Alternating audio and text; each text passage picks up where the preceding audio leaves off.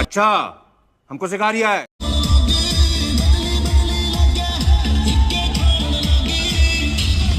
Wow! Beautiful!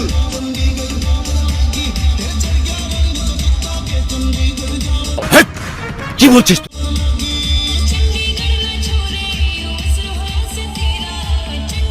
कौन है ये लोग? कहां से आते हैं?